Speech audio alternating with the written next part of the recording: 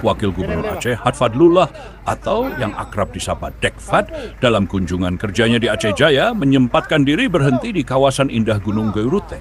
Di sana, beliau berinteraksi dengan para sopir truk yang melintas dari Banda Aceh menuju barat selatan.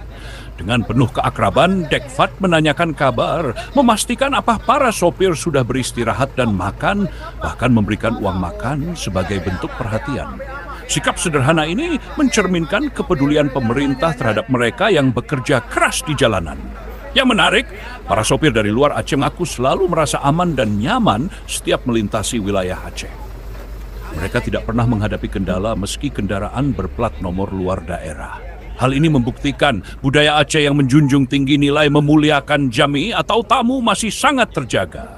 Aceh tidak membuat aturan yang mengusik, tetapi selalu menghadirkan rasa tenang, ramah, dan penuh persaudaraan bagi siapa saja yang datang. Aceh, tanah yang bukan hanya kaya budaya, tetapi juga kaya hati dalam menyambut tamu. Ada di stok, paling sampah. Nggak ada, oke.